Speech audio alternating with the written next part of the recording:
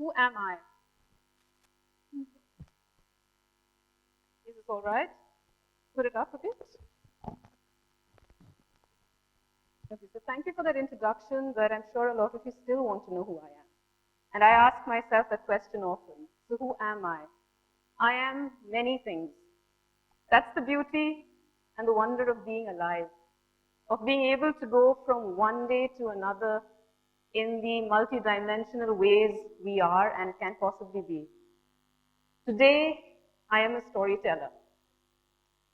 I was born in Kolkata to a Santal family, and I spent the first 4 years of my life in a small village in Jharkhand with my grandparents, aunts, uncles, cows, buffaloes, goats, pigs, and don't ask me, the list of cattle goes on and on. So I can't remember whether Santali was the first language I learned or animal talk. But I came to Kolkata for schooling.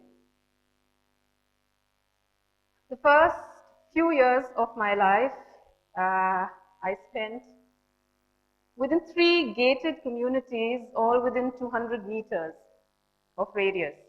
The first was the college my father taught at. That was home. A wonderful, multi-dimensional, multicultural community that represented the diversity of the length and breadth of this country. The second was school, where I had to spend 5 hours every weekday. And the third was my mind, my imagination, the place I found most comfort in. School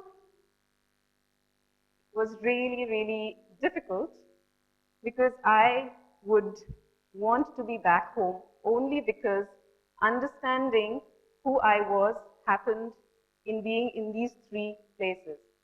So if you look at the college where my father taught and home, the similarities of knowing you were indigenous or Adivasi surfaced. Over there, I realized that the affinity that grew from knowing one was indigenous was powerful. Over there, I did not have to answer questions of whether I lived in a tree or in a cave or ate humans or wore leaves. Over there, I was myself. But in school, I was ambushed by the reality of who I was. When I was 6, a classmate of mine came up to me and asked me if while polishing my black school shoes, I polished my face. Then someone sniggered at my flat nose. Then in class 10, after a decade of being classmates, someone refused to sit next to me because I was dark-skinned. It was extremely difficult for me to break through that external representation of who I was made out to be. I could not assert that I was more than that. So I looked to my parents for answers. I remember coming home upset about being laughed about my stub nose. So my mother asks me, "Can you breathe?" I said, "Yes." So she said, "That's all that matters, so don't complain." When the logic of genetics or genes playing a role in my skin color wore out, my mother ran out of ideas and ways to explain how and why I looked the way I did. So she, exasperated at one point, told me, "You know what? When you were young, when you were a toddler, you crawled under a cow and the cow pooed on you, and that's why you are dark-skinned." But that did it for me. I was thrilled with that explanation. If my favorite cow, my friend, pooed on me and did this to me, what more do I need? Why should I bother? Why should I complain? My friend is responsible for the way I am. I knew that wasn't the truth, but that was a story I was willing to embrace because it made me feel happy that there are some things that can't be explained, but there are some things you have to understand in the way that will make you feel powerful about yourself. So I took the powerful imagery my mother gave me. Sometimes it was really comical because I would take it to this third gated community in my mind and think about it. And there I would be imagining crazy things. So I would imagine, wow, so the flow of air into my broad nostrils must be so wonderful. And how difficult it must be for an aquiline nose, you know, it must be constricted. So it was comical, but it made reality bearable. From there, I realized that being Adivasi, I will be judged by my physicality. It is one of the defining factors of what human beings are and Adivasis, but there's more to us. And that is what I wanted to go on to kind of disseminate.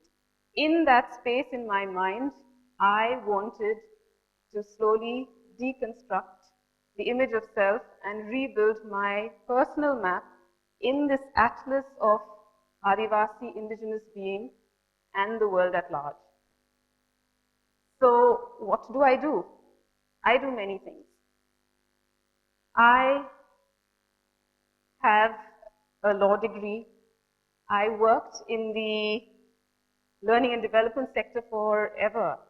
And then I wanted to do more. At every point, I wasn't myself because I was constantly thinking that people are looking at the way I look, looking at my nose, looking at my skin color. So I just wanted to do my work and run away. So being Adivasi was extremely important because at no point did I shy away from telling people that. So when sometimes people would come up to me and ask me if I was South Indian, I would say, no, I'm an Adivasi from Jharkhand. But that would not really stop people's curiosities. I would be, again, directed with many more interesting questions. So, do you hunt? Can you demonstrate a war cry? How do you speak English? So it was really, really strange, but that was how I had to become who I had to be, or let people believe I am who they want me to be. I then, after a long point of working in the corporate sector, decided I want to go back to the villages, Adivasi trained mostly, and take learning and development there.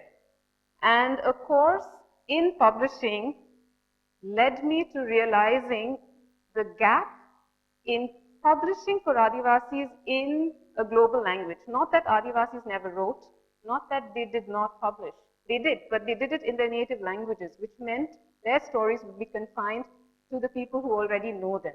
I wanted people to understand more of us than just the singing, dancing, hunting, people living in caves people. We're more than that, and that's what I wanted to bring out in a global language. So when I was confronted by this question of who will do this work, I realized no one better than myself. Whether I have the skills or not, whether I have the means or not, it has to be done, and I will do it.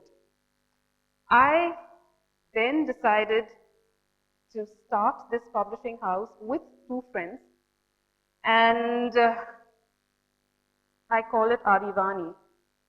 Adi is the first and Vani voices. So Adivaani is basically the first voices. And why it's important for us to be the first voices that we have been is only to understand that our voice has been suppressed, misrepresented, and we need the authentic stories to come out, as recounted by ourselves. We've been written about by others. Very well, thank you. But now we can tell our own stories. So let us. And if you look at Adivaani, another very important thing we should understand is when we look at literature and tribal literature to the world at large, it is synonymous with folklore. I have no objection to this one-dimensional way of looking at indigenous stories equaling to folklore. My concern is then with the then derived hypothesis that advanced cultures have produced culture. Advanced literature produces culture, and Adivasis produce folklore, which is mythical.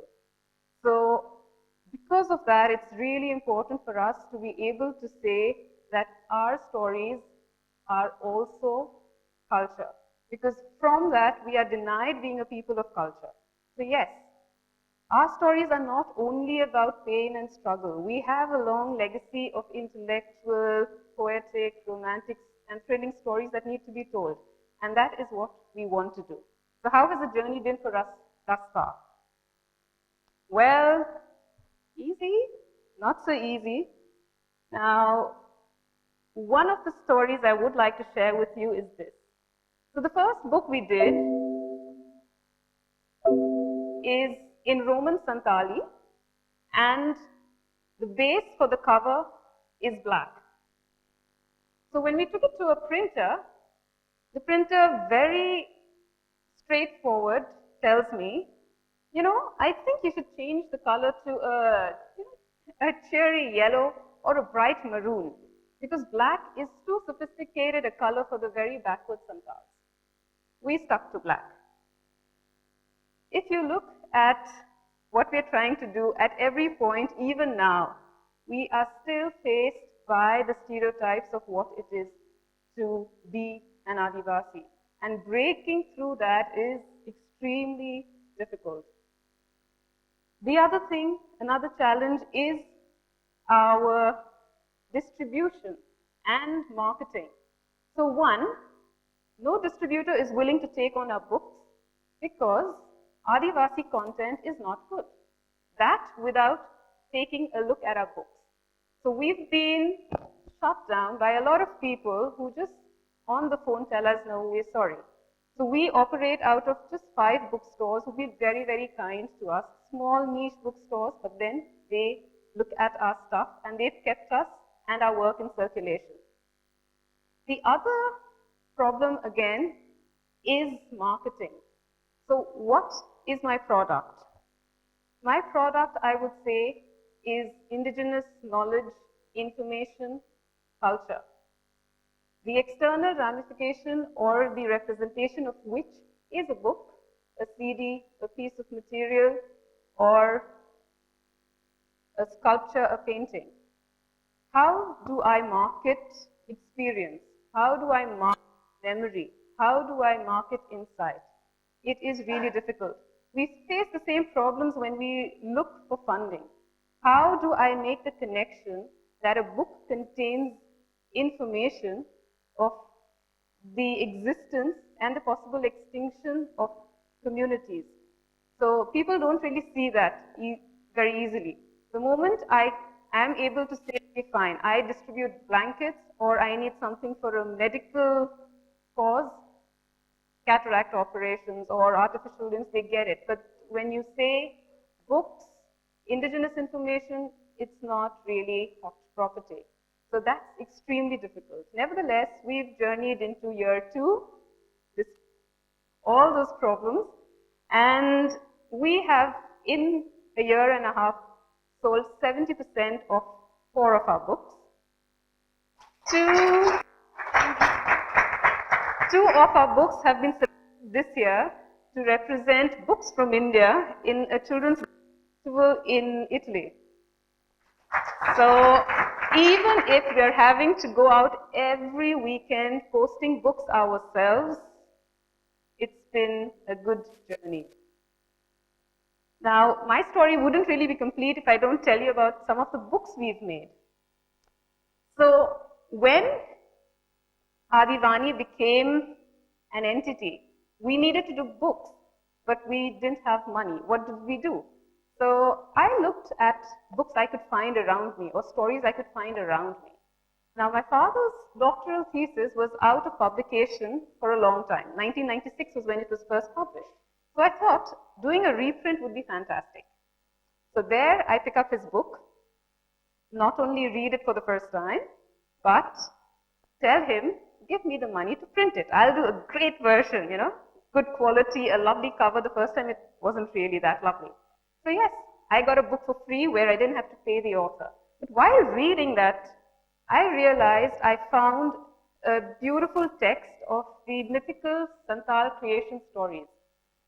Reading that text, I realized that I was cheated of information and knowledge of my identity because here was a story I was not told. There we were confronted by another problem. We had no reference points. So there were few paintings, but if you look at one character, let's say Thakurji, who is supposed to be the supreme being, the representation of Thakurji has been very Bollywood inspired, a man in white flowing gown. So we said, no, this is not what we want to do. So there we were with this empty slate, with the liberty to do and represent characters and stories people have known for ages in our own way. So having that kind of liberty can be a blessing, but it can also be very, very difficult because you don't know how people will respond to your interpretation of characters that are so important to their identity. Nevertheless, we went ahead, and in 2013, January, when the first book, We Come From the Geese, was released, we were very apprehensive about reactions. But people were thrilled, not only because their stories finally came alive in paper, but they were just thankful that we were able to put it on paper. Another very interesting and transformative thing that happened is people who could not read even bought our books. Why? Only because it was their story. It was something they were able to hold in their hand with pride, and they were able to recall and identify with the characters. Now that joy surpasses everything else. So this is how Santal Creation Stories, the book, out. We have part 3 coming out. We have 2 already in the bookstores. So books happened. But then if you look at what Adivaani wants to do, we don't want to stop at books. We want to try and look at other features that define Adivasi beings. So we are looking at documentary films, we are looking at artworks, we are looking at music of songs and resistance. What we don't want to do definitely is duplicate what's already been done. If it's been done in a particular way, in a particular language, we want to do it so that other people can look at it and read it. Now, if books and the wisdom and life it contains becomes work, you can't really think of giving up. If your work becomes a movement where indigenous peoples refusing to be forgotten becomes the core, you can't really just up and leave. It's something you have to stick by. So what Adivaani is trying to do is use the books and the tools of documentation as and leave it behind as an inheritance for Adivasi peoples and supporters of Adivasi peoples. So what really got all of this going is when I was able to, from my third gated community of my mind, bring the parallel blueprint that I've been building all along and make it the dominant blueprint of my life. That was the starting point of infinite possibilities for me. Thank you.